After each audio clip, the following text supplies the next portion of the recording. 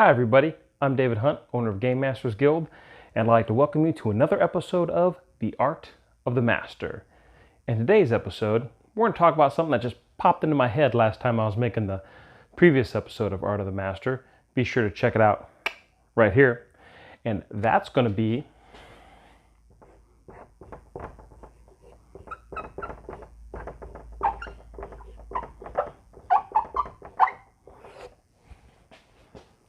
time travel. I don't know why, I just want to check it out. I think it'd be really cool. Hey Dave, how you doing? I'm here to help you out on this time travel episode. Okay, sounds good. I guess we're gonna, both do an episode on time travel. Although I traveled back in time. Am I supposed to be here, or are you? After all, I'm you, right? Okay, well, let's clean this board up and get down to it. Here you go. All right, let's do this.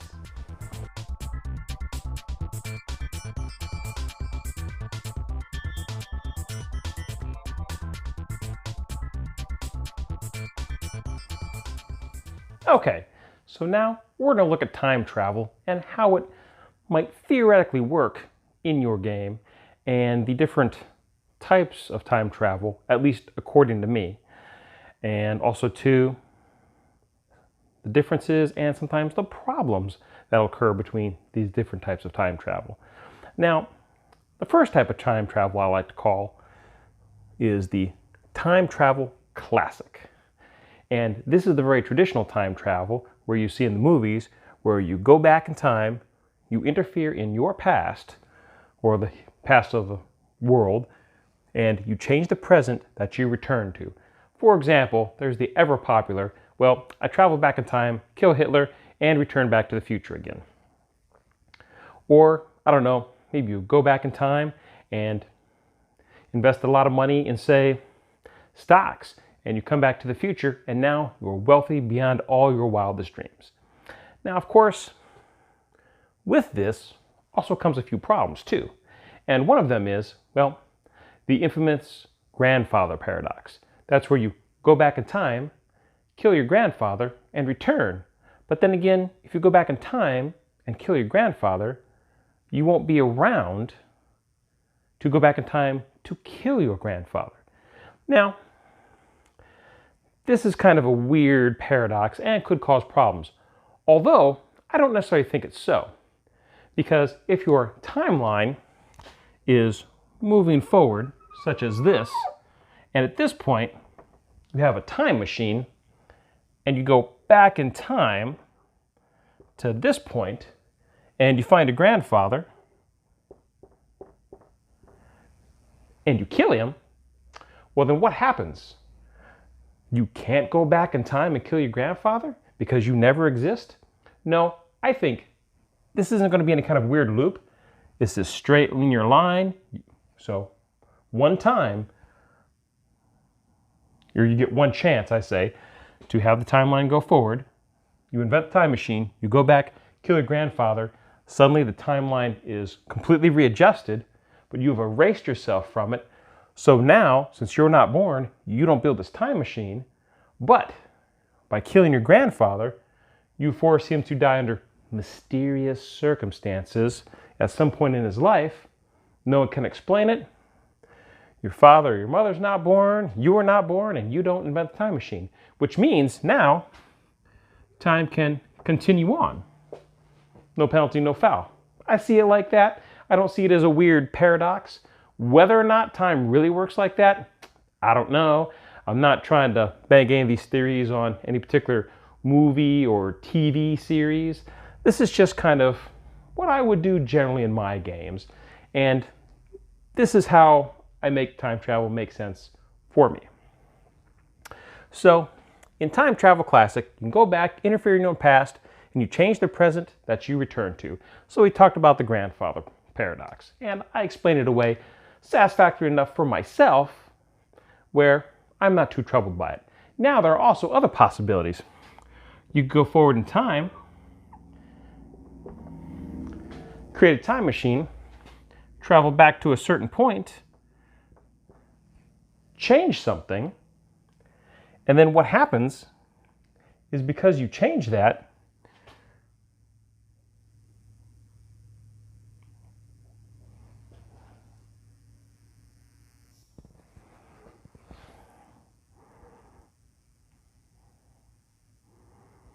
you then, after changing this point in time, go back to the future, but because you traveled back in time, altered something that you didn't realize was critical to the existence of your time machine. So you go back, alter an event, return back to your present, and then what happens? Certain events happen that don't allow you to create the time machine. Maybe certain alloys aren't discovered, or certain people you talk to don't exist. And what happens again, this line of time happens once.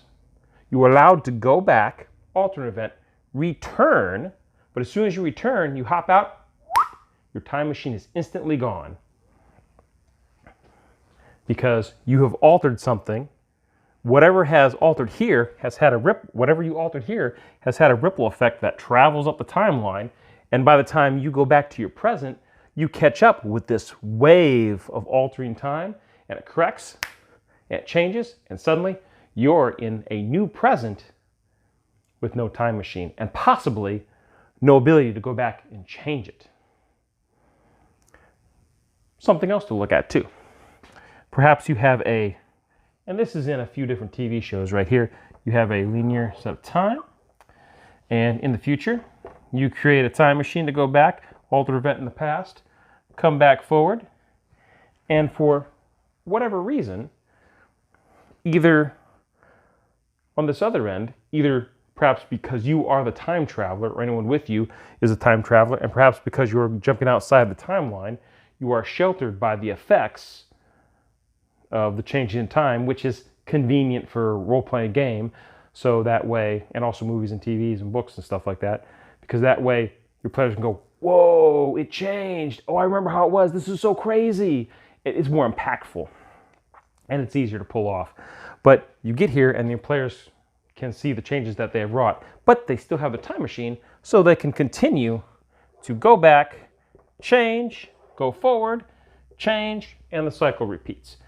Now, sometimes you have organizations that are operating like this. They'll go back in time, they'll change something, they'll come back. Sometimes, even though people here don't go back in time, but let's say I have a special team here in the present and I travel back in time, change something, and I come back, those people, for whatever reason, probably just because the script demands it or your story demands it, they know the change. I don't know how or why.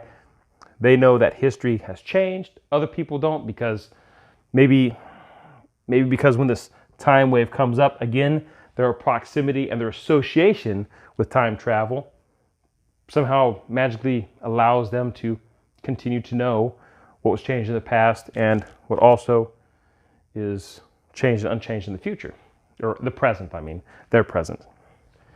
So there's a couple different ways you can do that. It gets a little wibbly-wobbly, timey-wimey, but you can see it's pretty fun. And that's why I like to think the proximity of the time machine and whatever energies it emits perhaps shelters these people from this kind of effect. You know, time machine going back in time, as it goes back in time here, energies spill out and hit these people who are associated with it, and it protects them. Kind of like a little protective bubble. Hey, why not? So anyways, something else that you could possibly have with all this, you could also have other factions discover time travel. For whatever reason, maybe someone else discovers you have time travel and they steal it from you, the plans or something, and then they also begin going back in time and altering the timeline and returning, and you subsequently find out about it, and then you have to travel back in time even further, fix the timeline, come back, and see what's happened. And suddenly you have two factions traveling back in time, one trying to get the timeline like they want it, and you trying to fix the timeline back to where it was or back to the way you want it. Hence, This is something that inevitably you could call the time war. So, and it can be on a large scale or it can be on an itty bitty scale. So it really kind of depends on what you want to do, what you want to get out of your time travel. And this is the, to me, this is the bulk of it right here. And this whole time travel classic, I think, still makes it pretty fun. Makes it very interesting to do, especially when you're changing things in your own timeline. And lots of interesting things can happen. Friends can become allies. Allies can become enemies. Things can follow you back. And traveling through time, you know, it doesn't have to be clear cut. You know, things can spill over. You know, time portal opens or it goes through a weak area in time, however your time machine works, goes through, but there's side effects. And sometimes things that aren't supposed to be in our time suddenly get pushed into our time, or things from present get pulled back into the past where they're not supposed to be and they get left behind. And maybe a cult finds something, maybe even a piece of the time machine itself, and they revere it as some kind of god or some kind of gift of the gods. But then later, as this mysterious piece is left behind, they hand it from person to person to person until pretty soon they figure out that this isn't a gift of the gods, it's a machine, it's something very advanced and very special. And they figure it out, and down the road, now you've got this secret organization that has the ability to travel back in time because you accidentally left a piece of it, or you dropped your notebook and, I don't know, H.G. Wells picked it up, and come to find out, he's like, oh my God, I'm going to write a story about this. But then he writes a story about it called, inevitably enough, The Time Machine. But then what if H.G. Wells also uses those proceeds to fund a secret organization so he can actually build a time machine and actually go back in time and actually start altering things himself? You could call it the Wells Organization. Who knows what you could do? And, you know, I don't care what anybody says. That someone might call me out and say, well, H.G. Wells never made that much money off his books to you know, be able to fund some kind of giant technological research, and, you know, especially a secret organization at that, and fund all this research and create all these special alloys and calculations and able to just go back in time. Well, it doesn't matter, because if you drop your book of time travel notes here, especially with all schematics and physics and stuff like that, the hard work's really done. And he gets a hold of it. All he's got to do is get a hold of some really smart people and sway them with this knowledge. And already, since you've altered the timeline, who's to say that he writes his book in a different way, so where it's even more popular and he makes even more money because it feels more real, more accurate, because he got the notes from your time travel book. And then this Wells Organization comes up here, boom, now they're an enemy. They're fully fleshed out, they've been in business for a long time, but you didn't know this because they've had, even though you come back in an instant, they've had all this time to literally refine what they're doing and come back to your new present. Now, something else I've also had happen.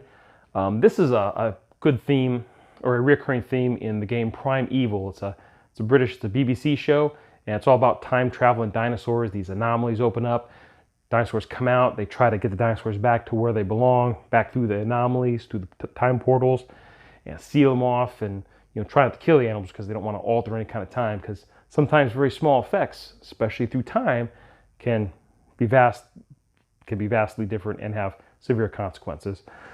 But also, it's quite possible, and this is what I did in one of my games, is I had everybody go back to the past. They did something, they took care of what they needed to take care of, but when they returned, things had changed. They'd been so far back, and the ripples of that had traveled and were so large, they traveled. It was almost like a tsunami. The closer it got to the present, it got bigger and bigger and bigger, and when it crashed into their present, they got there, they were wanted. They were wanted criminals. You know, there's like secret police looking for them, guys got arrested, and all sorts of craziness. It was only a one-shot that I did, but it was really cool, really fun. Another one, which is, spoiler, there's a lady who, in my game, which I mirrored off Primeval, she was going back in time, and they were tracking her through time because she thought the world was too sick to survive, that man had poisoned it. And she would do anything, even at the cost of ending her own existence, to put the world back to its natural state without us. And she went back in time and tried to kill off early man when they were small tribes, barely out of Africa at the time. And the players went back and they did what they could to stop her, but she was half successful. So life didn't get wiped out, but this irreparably changed the timeline. So, and of course, there's always problems with Time Travel Classic, and such as, well, if I change it here and I go back to the present and screw it up, then why don't I just go back even further, or go back just a little while ago and fix what I'm doing? You could pretty easily stop it by saying, well, you try to do it and you realize you can't go too far back, or you can't go like a couple of days. Maybe you got to go in jumps of decades or something like that. Well, maybe I'll leave myself a note. Maybe the note gets lost. It's hard to say. It's really hard to say, and it can get very, very complicated. So sometimes maybe certain events are fixed. Maybe once players do a certain thing, maybe it's fixed. I kind of like it when it's kind of loose, and it shouldn't be super easy for the players to be like, well, I'll just get in my time machine and go back and do it. I'll go back to it this exact moment in time, and I'll take care of it, and blah, blah, blah, blah, blah. Well, what if you see yourself? What's going to happen? You're going to go crazy? Are you going to doubt yourself? Hey, what's going on here? I don't know what's going on. What are you going to do? So you need to be careful about that. Plus, if you go back in time, it's quite possible that, I mean, no matter how good any science is, there's always something unknown. There's always something unexpected. And with time travel, there's got to be so many unknowns, so many different forces and energies at work that you can only roughly get it right. You know, you can't get the exact location just right. And the time machine, you know, it's nice to have a cool DeLorean, but if you have it all strange looking, it's going to look like a spaceship driving on the street in the 50s. Or if you're in the 1800s, you're going to draw some attention. You're going to want to hide that thing as soon as possible. So you really got to be careful. And that's my quick look at Time Travel Classic. Now, I'm going to show you something else. And this is a different version of time travel. What do you think, Dave? You want to take a look? Real quick, before I move on past Time Travel Classic, I just remembered I want to interject that there's a couple other things with Time Travel Classic that you may want to keep in mind. Alternatively, if you don't want your players traveling too far back in time, you could always have the time machine pre-existing, and the players don't just create it, or the time machine is a brand new creation by a certain organization, the players join it and immediately start adventuring with it. Perhaps time machine's been created for a very long time, and the players are prevented, because of the laws of physics and time travel in your game, they can only go as far back in time to the point to where the time machine was initially created. Kind of acts like a barrier for you. So let's say it's World War II. The Nazis, using super science, create a time machine. They never get to use it because the Allies capture it. And the technology is bizarre, and the Germans dismantle large chunks of it and destroy those pieces. And the Allies, it takes them decades to figure out how to get the time machine working again. So now by the time the players come along, the players can now use the fixed time machine to travel back in time to that point where the time machine was initially created by the Germans. Beyond that, they cannot travel anymore because of a natural barrier that prevents them from going back in time before the time machine was created. If you want to use that. There's lots of different things that you could use here in your game for time travel to help restrict the player's movement. Something else you could also do is perhaps there is a barrier already existing that does not depend on the creation of the time machine. So let's say the players create a time machine, they're part of an organization who creates a time machine, and the players are recruited and they immediately start utilizing the time machine. Now in this scenario, because the time machine is already created in the present day and not further back in the past, we're allowing the players to travel back in time. However, perhaps some supernatural force, some strange natural law, or some future society uses technology to create a barrier to prevent the players from traveling too far forward in time or too far back in time. So that's just something I want you to think about when it comes to Time Travel Classic. And now, let's move on to something else. I like to call time travel self-correcting.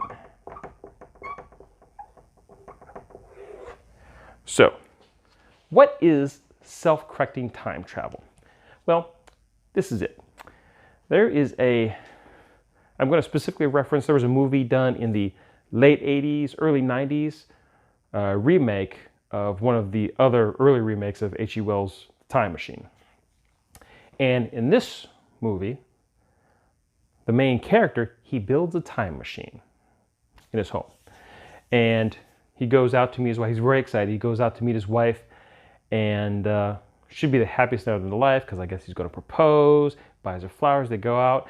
And what happens is a horse and carriage, the horses get spooked, and they run her over and they kill her. So, in a fit of desperation, he gets his time machine because he knows he can fix it. And he travels back in time, just like this. Here's time, here's the present. And in the present, he makes the time machine. And then what happens is just a little bit later, a few hours later, his wife dies. Fit of desperation, travels back in time to a slightly earlier moment. So maybe not this far back. We'll say, we'll erase this, pretend that's not there. Goes here to a slightly earlier time. So he already knows what's going to happen. So he's able to save his wife, right? That goes away. He saves his wife. Little stringy hair. Everything's fine. Everything's perfect. He saves her from the carriage. Everything's just fine. And then, a few hours later, they're walking in the park, having a sweet moment. And then a man comes out of the bushes, holds them up at knife point.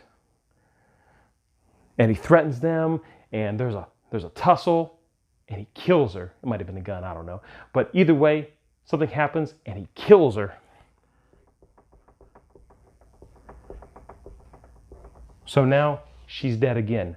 So then our main character gets in a time machine, goes back, travels back in time again in an effort to fix this unfortunate accident. And what happens, what he finds out, is much like in Doctor Who, where the doctor says there are certain points that are fixed in time. What happens, I like to call self-correcting. The universe corrects certain things, like the death of this woman. For whatever reason, death, or at least the death of this woman, I would like to presume, in this case, to be consistent with my players, is that for some reason, the deaths of people are set in stone. Why? We don't know. Some part of the time travel physics we'll never know. But it's good for the story, good for the plot, good to keep your adventure going. So now, since he cannot fix this, he does this over and over and time again. And imagine what happens to this man's mind. Every time he goes, he saves his fiancée only to have her die by another means. And he watches her die over and over and over again. And eventually what happens, first of all, it'll drive you crazy practically. And then at some point, I can't remember the exact specifics, but he gets in his time machine. So he goes further in the future to try and find a way, an answer to stop this.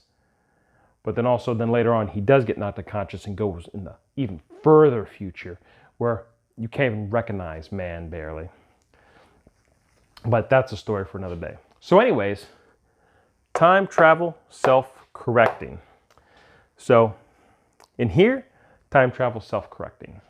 I have another version of self-correcting time travel. Now, before I get to that though, I'd just like to mention one more thing. You could say that anything involving death in your time travel game could automatically be self-corrected by the universe to ensure a certain amount of stability in the timeline. Now, he might be able to go back and buy more roses than he normally would. Maybe he can invest in something. Maybe he could kill somebody. Maybe he could steal something. Maybe he could build something else. And some of these things may not affect the timeline, although there may be other things that he can't do. And as a DM, you have to give you kind of some thought as to the kind of things that he might be able to do, or he or she might be able to do or might not be able to do in this self-correcting time travel scenario. Now there's another self-correcting time travel scenario I'm going to go for, and we'll disregard this right here for now. So this top one is where you are, this is A, and this is self-correcting in your timeline. Now, the second time travel option I'm going to give you for self-correcting is, here is time. So you're here, you have your time machine, and then you decide to go back in time and change an event. Let's say you go back in time and you invest in a certain company, and then maybe you don't invest, but you tell your distant relatives, just as a casual friend, you say, oh, I work on Wall Street, and you should invest in these companies and look into, look into this kind of technology. I got a good feeling about it. I did, and that's how I made some of my money, so you should too. You know, stick around with them, show him the ropes, amaze him with your incredible genius, which is really just future knowledge, and then you leave. And you think, well, hey, once I've done that, I'm going back to the future. Wrong. The universe self-corrects, because time, once it plays out, that's it. It's done. So when you go back in time, you change this event. You give someone knowledge that they're not supposed to have, and the timeline self-corrects itself, bloop, bloop, creates a new branch. And when you think you travel back to your present, you don't. You travel through this branch in time, and you come back to a new present here, where this effect occurs. So it's a new timeline branching off from the same moment in time. And then if you go back in this time branch and you change something here, if you go back this time branch, change something there, when you go forward again, a new branch happens, and now you go back to your present in this new adjusted timeline. And to you, everybody's the same. You know, whatever events change works. And it's up to you to determine as DM whether or not these people in this new timeline know about the time travel. If, like, I'm friends with people who know I'm time traveling, do they know? What don't they know? You know, you just kind of have to figure that out. So what's nice about this, though, from a DM standpoint, you can preserve the regular timeline, and then you can just keep doing all this regular stuff. And your player doesn't know is that he's going through all these different timelines, all these different versions of all these different timelines, all these alternate branches. So if your player's here, and then they decide to go back further than this one event that created the first branch, let's say he can go back, so he's going to go back and correct this branch. You can do one of two things. Well, actually, no. You would, if he goes back to this, because it goes back to this point, let's say he goes back to this point in time and does something else at this point, then, well, you create yet another branch, and when you travel back in time, or when you travel back to your present, see how complicated it's getting? Then it's a new branch. Does this other one fade away? it's up to you. Maybe it's still there. Maybe you do something here to change it. You're like, oh, I don't like this, or I've got to save this guy, and this will be really good because maybe we'll be able to have the cure for cancer or something. I don't know. And suddenly the player goes back to what he thinks is the present. It's a completely different present instead of this present. Or maybe, yeah, it goes back to this present. You know, and if, let's say, he decides to go back even further in time, let's say he's done everything he's going to do here, maybe he decides, hey, I'm going to go back even further and change something else. He goes back here, creates yet another alternate timeline. So this can get complicated very quickly. And this is one of those timelines where if you're in this present and you go back to kill your grandfather, you go to this future, you still exist with your time machine, but that guy doesn't exist anymore. And nobody knows who you are. You still exist as a person because you exist in a different branch of time, but there's no references to you, there's no pictures, all your IDs are bad, everything. People don't know you. So this is crazy, but this can be kind of nice for self-correcting. So you've got A and you've got B. It's a little weird to follow. Looks like trigonometry or some kind of weird math. And I'm sure actual time physics would look really, really strange. This would probably be like basic time travel theory. But anyways, just something for you to look at. Lots of interesting possibilities. A lot of stuff to really blow your mind. So sometimes time travel self-correcting can be a bit of a problem. If you like a lot of time travel Time War stuff, you may want to go with Time Travel Classic versus Time Travel Self-Correcting. Because self-correcting can be a little weird, kind of be a little wonky. Although, in self-correcting example A, where it's still linear, but there are certain events that are immutable, but you can still alter certain events, then this might be an option. So that way your players, they can't go back and kill Hitler, but maybe because they attempt to kill Hitler, so maybe your players, let's say right here, they make a time machine. They want to go back, attempt to kill Hitler here, but they can't because his point in time is fixed because it's such a huge impact. It's almost like the more you do, the more you're known for. Like when you're born and when you die, those are very impactful and they leave these massive time ripples. So Hitler would have this massive time ripple around him that kind of protects him. So you go back, attempt to kill him again and again, you can't do it. But because you do that, those events could cause new events down the road, so you could change the outcome of World War II. Maybe it ends later, maybe it ends earlier. And those could have effects down the road, send a big time ripple to change things. And because this is such a big, his imprint is so large, perhaps other people who have smaller ripples who may have been born or who have maybe died, maybe this is a big enough event to where if you interfere with it, even though you can't actually change it, you can't stop it itself, you could alter it in such a way as where the ripples could wipe out these people that were born or prevent people from dying to where now they're alive and then they alter time.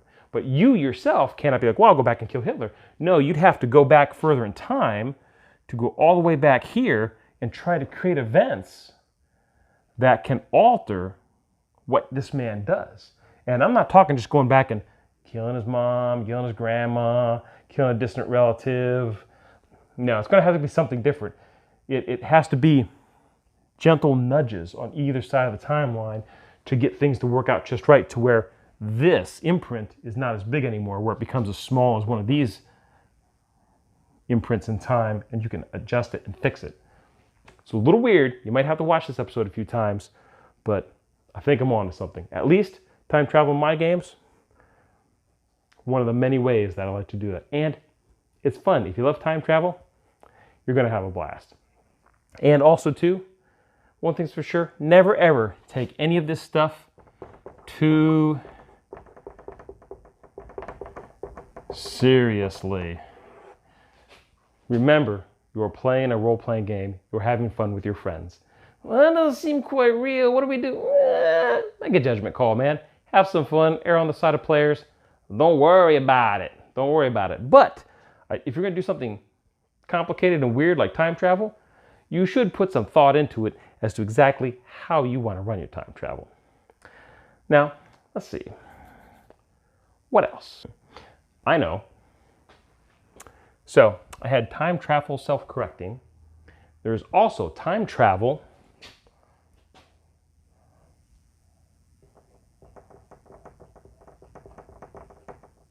alternate universe. Okay. Time travel alternate universe is essentially a branch of time travel self-correcting. So you have this very linear self-correcting that we talked about earlier, and then time travel alternate universe is what I just got done talking about, where time is linear, but when you go back and affect time, it creates a new branch, creating an alternate timeline in an alternate universe. What do you think, Dave? What do you think about all that? You got any extra input? You know, as a matter of fact, I do have something. Yeah, I got something a little different. Tell you what, I'm gonna take over for a minute. You might give me a little room? Oh yeah, sure, let me step back for you. All right, I'm gonna travel back in time real quick, clean up this board, and I'm gonna show you something else about time travel. Okay, so time travel. Now, this is something we haven't considered yet. The possibility of the forces of time, the energies itself, no matter how you're protected, no matter how you're shielded, what kind of effect they could have on you traveling forward and back in time. Now, there's a game called Teenage Mutant Ninja Turtles and Other Strangeness, and there's a source book for that called Transdimensional TMNT. This is put out by Palladium Books. Now, in Transdimensional TMNT, they talk about cross-dimensional travel and time travel as well. And how they do time travel is they do time travel as coils. Kind of like a hose. And there's this pressure flow of time in this hose all the way to the present day. And what happens with this is this pressure flow of time can cause problems with machinery and organic life. So what happens is as you go in the present, let's say the present is right here, you are at your natural state. A caveman here is in his natural state. A man from colonial times is in his present state. You are in your present state right here, and this is you. That's your present state, and in the future, this is a future person's natural state. So, in the present, if you take a time machine and you want to go anywhere in time, something happens. And that is called mutation. Now, in Teenage Mutant Ninja Turtles, they have something called Bio-E, which you use to create your mutant animal. It's sort of like a pool of points where you can take the natural animal form you are, let's say a turtle, and give you all those humanoid features and also psychic abilities or natural claws or a natural defense because you've got the shell. And those are the mutations that you can do. A little more in depth than that, but you get the general idea. The Bio-E allows you to become mutated from the animal you are to the Teenage Mutant Ninja Turtle, Rabbit, Jaguar, whatever it is you're going to do. And also, if you check out that book, make sure you check out After the Bomb. It's a post-apocalyptic future, basically with mutant animals, and the BioE system is even more fascinating in the fact that there's more options to spend your BioE on. You can really customize your mutant animals, and I really, really like the book, and I do highly recommend it. I know every system has its quirks, and every company has its quirks, but I generally like Palladium as a whole, and I think you should give it a shot. If you like mutant animals, I really like the After the Bomb setting. And what's nice is you don't necessarily have to use the post-apocalyptic setting. You can just use the generation system to create your mutant animal and then put them in whatever setting you like. But anyways, let's get back onto mutation.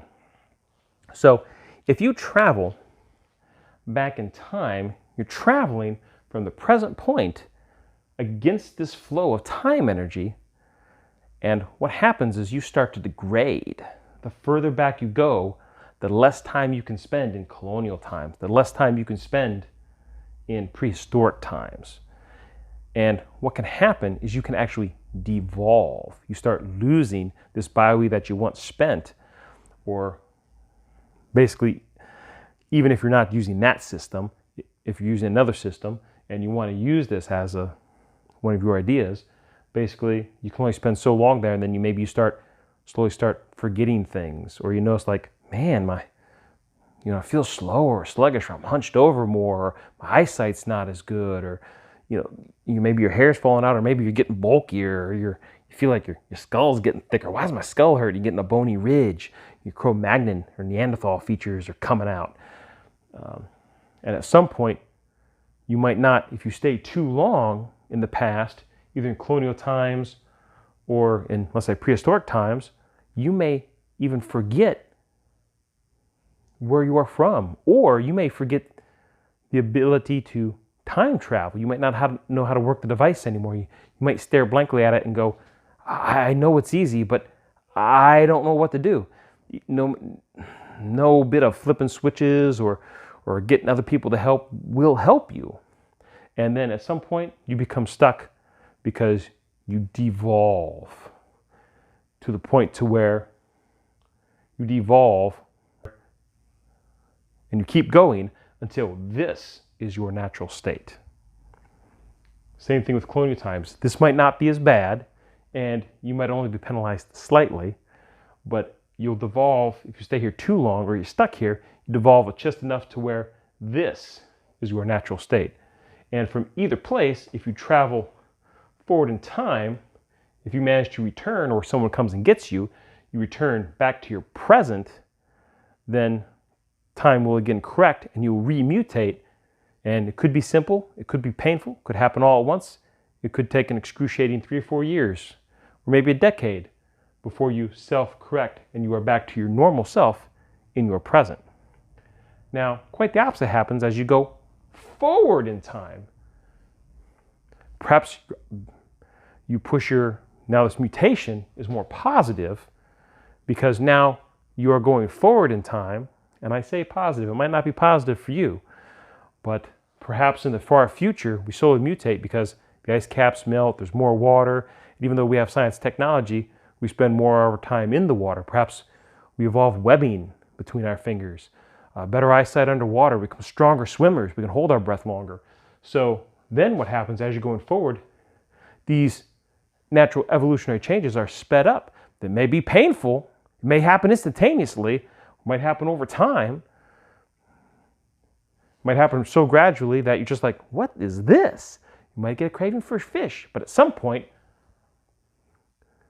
the equation between you and time balances out so that now your natural state is the future state, and you achieve a balance within the timeline, with those energies. But then again, if you or a future person comes back to your present, then again, this happens again. And also, if you or a future person from the future goes far enough back, again, that mutation will occur again. Plus, also, I do kind of like this idea of mutation. It adds an extra element of danger and also a restriction on how long they can be gone somewhere. And if you don't have this book and don't intend to use it exactly like they have it written, then what you should probably do is figure out exactly the effects. And you should, I mean, it shouldn't be instantaneous, and you should really give your players a chance to get their way out of it. Now, if they jump from the present to real far back in the past, you know, give them some weird pains, you know, describe how things are changing, and it's rapid, so they might only have a few hours in the past to do what they need to do, or maybe less than an hour to do what they need to do before something happens, before they even forget who they are. And there's a time machine just sitting back there in the past, lost for all time. Pun intended. All right, so I really like this. I think it's very interesting. I don't typically use this very often, but I have used it before, and quite frankly, I think it's pretty cool, and maybe something you want to look into. Hopefully I've inspired you maybe to try a little bit of time travel. Do I think you need to run a time travel campaign? I don't know. Time travel is kind of fun if you do it once or twice in a campaign maybe. Something happens, and if you can squeeze it in, throw it in. If you want to do a full-blown time travel campaign, well, you certainly could. Keep it fresh. Try and keep it mapped out for your players. And be careful. It's pretty easy with time travel to accidentally hose your players really bad, and they get a bad taste in their mouth. So you might want to be a little careful. But remember, err on the side of your players. Remember, you're having a good time. You're there to have fun. And you're the game master. I mean, the more fair you are to the players, the more they'll appreciate it. Plus, the more later on you can do to your players and them not feel like you're just trying to screw them over. Well, there you go. That's my take on time travel. Oh yeah, come on, go ahead. Wait, you want to do it on 3? 1, oh, yeah, 2, 3. I'm David Hunt, owner of GameMasters Guild. Stay safe, play great games, and we'll see you real soon.